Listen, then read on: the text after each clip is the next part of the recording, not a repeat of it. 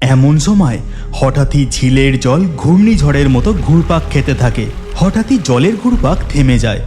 তারপরই জল থেকে মাথা তোলে এক অপরূপ সুন্দরী রহস্যময়ী সোনার জলপরী। অনেক দিন আগেকার কথা। শিমুলতুলি নামে এক গ্রামে 3 বোন বসবাস করত। তাদের নাম রুমি, মীরা ও জয়ী। এই গ্রামটি ছিল পুকুর, নদী ও ঝিল দিয়ে ঘেরা। নীল জল, পদ্মফুল ও সবুজ গাছগাছালির প্রাকৃতিক সৌন্দর্য দেখে চোখ এক্কেবারে জুড়িয়ে যেত। ওই 3 বোনের মধ্যে এ হলো মীরা, যার বয়স 19। রুমি দিদি, জয় দিদি, চলো না আজ আমরা ওই পদ্ম ঝিলে স্নান করতে যাই। আর বাড়ি ফেরার সময় ঝিল থেকে কিছু শালুক ফুলও তুলে নিয়ে আসবো। মাকে বলবো রান্না করে দিতে। এরা দুজন হলো রুমি ও জয়ী। রুমি হলো মেজ বোন, যার বয়স 20। হ্যাঁ হ্যাঁ, চল চল, আজ তো তাহলে দারুণ মজা হবে। আর এ হলো বড় বোন জয়ী, যার বয়স 21। না, তোরা দুজন ঝিলে স্নান করতে গেলে জল থেকে আর ওঠার নামই করিস না। ঘন্টার পর ঘন্টা শুধু জলে মজাই করিস। সর্দি কাশি হলে তখন কি হবে? কিচ্ছু হবে না, চলো না দিদি। আজ আমরা 3 বোনে একসাথে স্নান করব আর তাড়াতাড়ি বাড়িও ফিরে আসবো। চলো না দিদি। ঠিক আছে, চল তবে, কিন্তু ঝিলে বেশিক্ষণ স্নান করা যাবে না, মনে থাকে যেন। মীরার কথায় বড় দিদি জয়ী আর না করতে পারে না। তারপর 3 বোন মিলে যায় গ্রামের সব থেকে বড় ঝিলে স্নান করতে। এই ঝিল পদ্মফুল আর শালুক ফুলে এক্কেবারে ভরে থাকে। মাঝে মধ্যে নাকি নীল পদ্মও ফোটে। স্নান করতে করতে রুমি বলে, এই মীরা, তুই আমার দিকে অত জল ছুটছিস কেন রে? আমি তো একেবারে ভিজে যাচ্ছি। শোনো কথা, ঝিলের জলে স্নান করতে এসে বলে আমি ভিজে যাচ্ছি। এই বলে 19 বছরের মীরা রুমি ও জয়ীর দিকে আবার জল ছোঁড়ে। তবে রে, আমাদের ভেজানো হচ্ছে, দাঁড়া মজা দেখাচ্ছি। এই কথা বলে রুমিও মীরার দিকে জল ছুঁড়তে থাকে। ওরে বাবা রে, আমি হার মানছি, থামো থামো। মীরা ও রুমির এই কাণ্ডকলাপ দেখে দিদি জয়ী বলে, একদম বেশি মজা নয়, তোরা দুজন শান্তভাবে স্নান কর। ততক্ষণ আমি কিছু শালুক ফুল তুলে নিয়ে আসছি। ঠিক আছে দিদি, ঠিক আছে দিদি। এই কথা বলে জয়ী শালুক ফুল তোলার জন্য শালুক ফুলগুলোর দিকে এগিয়ে যায়। এই রুমি দিদি, এবার আমরা ডুব দিয়ে স্নান করি, দারুণ মজা হবে। হ্যাঁ, তুই একদম ঠিক কথা বলেছিস। তারপর মীরা প্রথমে ডুব দেয়, আর সে জলের উপরে মাথা তুলেই বলে, এই রুমি দিদি, দেখো না, জলে ডুব দিতেই আমার গলার কাছে কি যেন একটা অদ্ভুত জিনিস ঠেকলো। আরে কোনো মাছ হবে হয়তো। এই ঝিলে অনেক বড় বড় মাছ আছে। কিন্তু মীরা, তোর গলার হাড়টা কোথায় গেল? এ কি, সত্যি তো, আমার গলার হাড়টা কোথায় গেল? হে ভগবান, এবার মা যদি জানতে পারে তাহলে খুব বকাবকি করবে। এমন সময় রুমির হাতেও অদ্ভুত কিছু একটা স্পর্শ করে, আর সাথে সাথেই জলের উপরে হাত তুলতেই সে লক্ষ্য করে যে তার হাতের সোনার বালাটা নেই। এ কি, আমার হাতের বালাটা কোথায় গেল? মনে হয় জলে কিছু একটা আছে, এটা মাছের কাজ নয়। তারপর রুমি ও মীরা তাদের দিদি জয়ীকে ডাকতে থাকে। 2 বোনের ডাকাডাকি শুনে হাতে বেশ কিছু শালুক ফুল নিয়ে জয়ী ঘাটের দিকে ফিরে আসে। কি হয়েছে? অত টাকাটাকি করছিস কেন? আমি তো পাশেই শালুক ফুল তুলছিলাম। জয়ী দিদি, জলের মধ্যে না কিছু একটা আছে, দেখো না। আমি ডুব দিয়ে স্নান করতেই আমার গলায় কি একটা অদ্ভুত জিনিস ঠেকলো। তারপরেই উঠে দেখি আমার গলার হাড়টা নেই। হ্যাঁ দিদি, মীরা একদম ঠিক কথা বলেছে। দেখো না, আমার হাতের বালাটাও খোয়া গেছে। একদম মিথ্যে কথা নয়। জলে কি তাহলে গয়না চোর লুকিয়ে আছে? তোদের দুজনকে বারবার বলেছিলাম স্নান করার সময় বেশি দুষ্টুমি করবি না। দুষ্টুমি করতে গিয়েই তোদের গয়না জলের মধ্যে হারিয়েছে। না জয় দিদি, আমি সত্যি বলছি, আমার গলার কাছে অদ্ভুত কিছু যেন একটা ঠেকেছিল। হ্যাঁ দিদি, মীরা সত্যি বলছে, আমার হাতেও কি যেন অদ্ভুত একটা বড় জিনিস ঠেকলো, তারপরেই তো আমার বালাটা আর খুঁজে পাচ্ছি না। এমন সময় জয়ীর পায়েও কি যেন একটা অদ্ভুত জিনিস ঠেকে। তখন জয়ী বলে, তাহলে কি ঠাকুমার মুখে ছোটবেলায় যার গল্প শুনেছিলাম সে কি সত্যিই আছে? কে সে? তুমি কার কথা বলছো? আমি বুঝতে পেরেছি, তুমি আর কেউ নয়, তুমি হলে এই পুকুরের জলকুমারী। আমার বোনেদের গয়না ফিরিয়ে দাও বলছি, সাহস থাকলে সামনে এসো। এমন সময় হঠাৎই ঝিলের জল ঘূর্ণিঝড়ের মতো ঘুরপাক খেতে থাকে। আর এই দেখে দিদি, মনে হয় তুমি জলকুমারীকে এইরকম কথা বলে রাগিয়ে দিয়েছো। চলো আমরা তাড়াতাড়ি জল থেকে উঠে যাই। হঠাৎই জলের ঘুরপাক থেমে যায়। তারপরেই জল থেকে মাথা তোলে এক অপরূপ সুন্দরী রহস্যময়ী সোনার জলপরী। আমি হলাম এই ঝিলের স্বর্ণ জলপরী। আজ পর্যন্ত কোনো মানুষ আমার দেখা পায়নি, কিন্তু তোমাদের 3 বোনের মিল ও জলে আনন্দ করে স্নান করতে দেখে আমি আর থাকতে পারলাম না।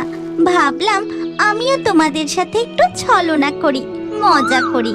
ক্ষমা করবেন স্বর্ণ জলপরী, আপনাকে এইভাবে বলা আমার উচিত হয়নি। আপনি যদি আমার বোনেদের বালা ও হার ফিরিয়ে দেন তাহলে আমরা এবার বাড়ি ফিরে যাই, অনেক দেরি হয়ে গেছে। অবশ্যই ফিরিয়ে দেব, কেন দেব না? কিন্তু সেই হার ও বালা যে আর সাধারণ নেই, ওগুলো জাদুর হয়ে গেছে। আর তার সাথে আমিও তোমাকে একটি জাদুর হার উপহার দিতে চাই। এই বলে স্বর্ণ জলপরী জাদু করে তার হাতে 2টি সোনার হার ও একটি বালা প্রকট করে। তারপর সেগুলি 3 বোনকে দিয়ে দেয়। তোমাদের এই 3 বোনের এই 3 গহনার মধ্যে রয়েছে 3 অলৌকিক জাদুর শক্তি। আমার হাড়ের মধ্যে কি শক্তি আছে বলুন স্বর্ণ জলপরী? আমার বালার মধ্যে কি জাদুর শক্তি আছে? সময় এলে তোমরা ঠিক বুঝতে পারবে। মনে রেখো, তোমরা 3 বোন এই 3 জাদুর শক্তি সৎ উদ্দেশ্যে ব্যবহার করবে, এর অসৎ ব্যবহার কখনো করো না। ঠিক আছে স্বর্ণ জলপরী।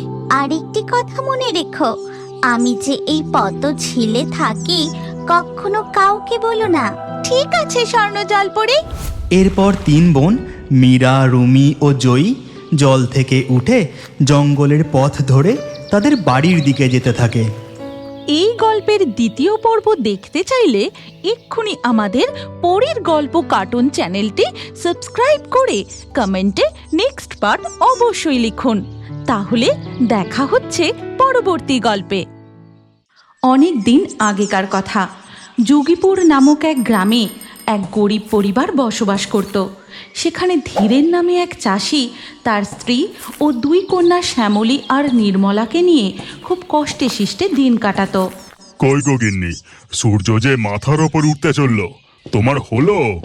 এই তো হয়ে গেছে। এই পুটলিতে 2টো মুড়ি আর একটু আখের গুড় বেঁধে দিয়েছি, এই নাও। হ্যাঁ গো, আমার শ্যামলী ও নির্মলা মা কই?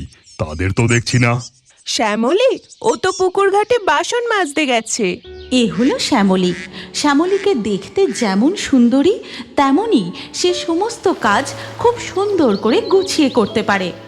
ওয়ো শ্যামলী, তুই যে দেখছি দিন দিন আরো সুন্দরী হয়ে যাচ্ছিস রে। যার ঘরে যাবি তার ঘর যে একেবারে আলো করে থাকবি রে। দূর, তুমি যে কি বলো ঠাকুমা, আমার বাসন মাজা হয়ে গেছে, আমি এখন আসি কেমন? তা হ্যাঁ রে শ্যামলী, তুই তো এত সুন্দর করে সব কাজ করিস। আর তোর ওই যমজ বোন ওই নির্মলার কি খবর রে? ও ভালো আছে ঠাকুমা, বাড়িতেই আছে। আচ্ছা, আমার দেরি হয়ে যাচ্ছে, আমি এখন চললাম। এই কথা বলে শ্যামলী সেখান থেকে চলে যায়। ওদিকে তখন, আচ্ছা নির্মলা, তুই কি মেয়ে বলতো? এত বেলা হয়ে গেল এখনো শুয়ে আছিস যে? বাবা মাঠের কাজে বেরিয়ে গেল, শ্যামলী পুকুর ঘাটে বাসন মাজতে গেছে, তুইও তো বাড়ির কিছু কাজ করতে পারিস। তুমি তো জানোই মা, আমি কিছুই করতে পারি না। না আমাকে দেখতে ভালো, না আমি শ্যামলীর মতো কোনো কাজ গুছিয়ে করতে পারি। হ্যাঁ, তাই শুধু তুমি জঙ্গলে ঘুরে ঘুরে বেড়াও আর বেলা পর্যন্ত ঘুমাও। আচ্ছা, গুছিয়ে কাজ করতে না পারিস, শেখার চেষ্টাটুকুও তো করতে পারিস। এই কথা বলে নমিতা ঘর থেকে বেরিয়ে দেখে ততক্ষণে শ্যামলী উঠানে এসে দাঁড়িয়ে আছে। তুমি নির্মলাকে শুধু শুধু কেন বকছো মা? থাক না, ও শুয়ে আছে। আমায় বলো কি করতে হবে, আমি করে দিচ্ছি। এই যে ওকে এত ভালোবাসছিস, এতে কি ওর ভালো হচ্ছে? দুদিন পরে তো ওকেও পরের ঘরে যেতে হবে নাকি? সে তখন ও সব কাজ ঠিকই শিখে যাবে মা। বুঝি না বাপু, তোর যা ইচ্ছে তাই কর, আমি রান্নাঘরে চললাম। ও নির্মলা, আমার ঘরের বাসি কাজ সব হয়ে গেছে, পুকুরে চান করতে যাচ্ছি, তুই যাবি? এই কথা শুনে নির্মলা ঘর থেকে বেরিয়ে আসে। তারপর গামছা কাঁধে নিয়ে শ্যামলীর সাথে পুকুরের দিকে চলে যায়। আচ্ছা শ্যামলী, আমরা তো যমজ বোন, তাই আমাদের বয়সও সমান। সেখানে তুই সারাদিন কত কাজ করিস আর আমি মাঠে জঙ্গলে ঘুরে ঘুরে বেড়াই, এতে তো রাগ হয় না? কেন রাগ হতে যাবে? তোর যা ভালো লাগে তুই তাই করিস। আর তুই তো আমার নিজের বোন, তোর উপর রাগ করতে পারি? আমিও তোকে খুব ভালোবাসি রে। তোকে দেখতে এত সুন্দর, সবাই তোকে ভালো বলে শুনে আমারও খুব আনন্দ হয়। জানিস, তোর ওপর আমার একটুও রাগ হয় না। এই রকম নানান গল্প করতে করতে তারা পুকুরে চান করতে চলে যায়। তারপর মনের আনন্দে বেশ কিছুক্ষণ সাঁতার কেটে ডুব দিয়ে তারপর তারা বাড়ি ফিরে আসে।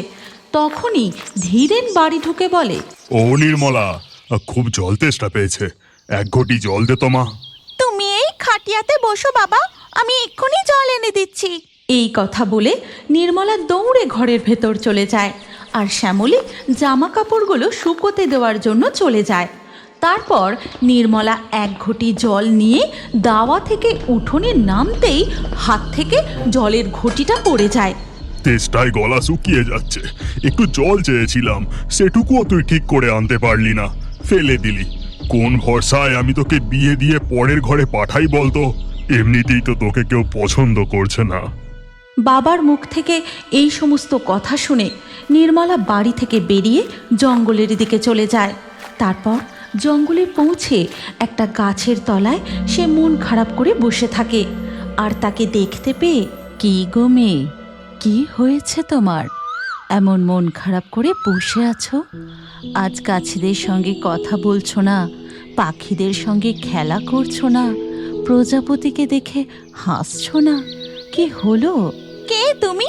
আর তুমি জানলে কি করে আমি রোজ গাছেদের সাথে কথা বলি, পাখিদের সাথে খেলা করি, আমার প্রজাপতি দেখতে খুব ভালো লাগে? জানি গো জানি, এই জঙ্গলে কে কি করছে তা আমি সব দেখতে পাই, সব জানি। তাই বুঝি? তুমি এই জঙ্গলেই থাকো? কই, আমি তো তোমায় দেখতে পাইনি কোনোদিনও। হ্যাঁ, আমি এই জঙ্গলেই থাকি। আচ্ছা, এখন ওঠো তো, আর মন খারাপ করে বসে থাকতে হবে না। তুমি জানো না আমার কোনো গুণ নেই, আমি কিচ্ছু করতে পারি না, তাই কেউ আমায় ভালোবাসে না। কে বলেছে তোমার গুণ নেই? সবার আলাদা আলাদা গুণ থাকে, কারোর সেটা আগে প্রকাশ পায়, কারোর পরে। আর তোমাকে কেউ ভালোবাসে না তা একদম ঠিক কথা নয়। সবাই তোমাকে নিয়ে চিন্তিত, তাই একটু বকাবকি করে। এখন বাড়ি ফিরে যাও দেখি। এই কথা শুনে নির্মলা জঙ্গল থেকে বেরিয়ে বাড়ির দিকে ফিরতে থাকে। ও নির্মলা, খবর শুনেছিস? কি গো ঠাকুমা, কি খবর? শ্যামলীর বিয়ে ঠিক হচ্ছে। ছেলের বাড়ি থেকে তাকে কালকেই দেখতেই আসবে। খবরটা তো আমি দিলুম রে। শ্যামলীর কথা শুনেই পাত্রপক্ষের খুব পছন্দ হয়েছে। কি বলছো গো ঠাকুমা, এ তো খুব আনন্দের কথা। এই খবর শোনা মাত্রই নির্মলা ছুটতে ছুটতে বাড়ি আসে। তারপর, দেখ শ্যামলী, কাল কিন্তু আমি তোকে নিজের হাতে সুন্দর করে সাজিয়ে দেব। বলিস কি, তুই সাজাবি? তুই পারবি সাজাতে? না না, তোকে সাজাতে হবে না, আমি বরং পাশের বাড়ির মালতীকে বলবো, ও এসে সাজিয়ে দিয়ে যাবে। থাক না মা, ও যখন সাজাবে বলছে ওই সাজাক, তাতে আমায় কারোর পছন্দ হলে হবে, না হলে না হবে। এই কথা শুনে নির্মলা আনন্দে শ্যামলীকে জড়িয়ে ধরে। মা তার দুই মেয়ের ভালোবাসা দেখে তাদের মাথায় আশীর্বাদের হাত রাখে। এর পরের দিন ভোর হতেই নির্মলা ঘুম থেকে উঠে ছুটতে ছুটতে জঙ্গলে চলে যায়। বাবা, আজ এত জোরে ছুটতে ছুটতে এসেছি যে একেবারে হাঁপিয়ে গেছি।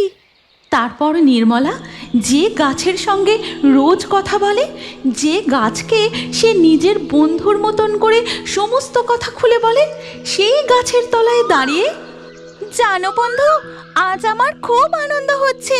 আজকে শ্যামলীকে পাত্রপক্ষ দেখতে আসবে। আমি বলেছি ওকে নিজে হাতে সাজিয়ে দেব। পাত্রপক্ষের যেন ওকে খুব পছন্দ হয়। হবে বই কি, নিশ্চয়ই খুব পছন্দ হবে। তুমি যে তাকে নিজের হাতে ভালোবেসে সাজাবে। ও, তুমি আমার সব কথা শুনেছো বুঝি?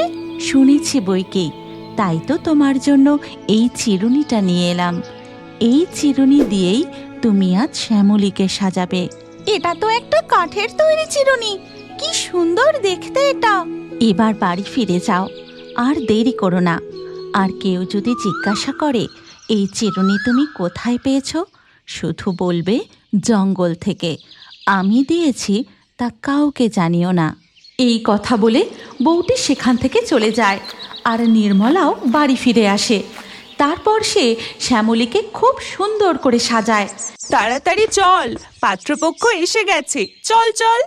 শ্যামলীকে নিয়ে যেতেই পাত্রপক্ষের কেন, বাকি সকলের নির্মলার সাজানোর ধরন, চুল বাঁধার ধরন খুব পছন্দ হয়। ও নির্মলা, তুই যে এত সুন্দর করে সাজাতে পারিস তা তো জানা ছিল না। তোর সাজানোর জন্য তো শ্যামলীকে আরো বেশি সুন্দর লাগছে রে। দেখ নির্মলা, সামনেই আমার মেয়ের বিয়ে। আমার মেয়েকেও কিন্তু তোকেই এমন সুন্দর করে সাজাতে হবে। তার বদলে আমি তোকে কিছু পারিশ্রমিকও দেব, বুঝলি? এরপর থেকে নির্মলার খুব নাম হয়। সবাই তার প্রশংসা করতে থাকে। যেখানেই যার বিয়ে থাকুক, নেমন্তন্ন থাকুক, সবাই নির্মলার কাছে সাজতে আসে। আর এই সব কিছু দূর থেকে দেখে প্রকৃতি দেবীও মনে মনে খুব খুশি হন। তুমি কি জানো, তোমার নামও আমাদের কার্টুন ভিডিওর মধ্যে থাকতে পারে? আজকের লাকি ড্রয়ে নির্বাচিত নামগুলি হলো অনুশ্রী, নাজমুল, রোহন, রমজান, জসমিন, স্বস্তিকা, মরিয়ম, আদনিন, রিয়ত, পূজা, সুপ্রিয়া, রনিতা, শিউলি, ফুলকি, মুস্কান। আপনার নামসহ সেরা কমেন্ট করে পরবর্তী ভিডিওতে দেখার জন্য এক্ষুনি পরীর গল্প কার্টুন চ্যানেলটি সাবস্ক্রাইব করে নিন। তারপর আপনার নাম কমেন্টে লিখে দিন।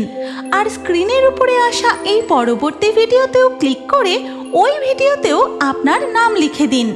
আপনার নাম আমাদের কার্টুন ভিডিওতে অবশ্যই দেখতে পাবেন।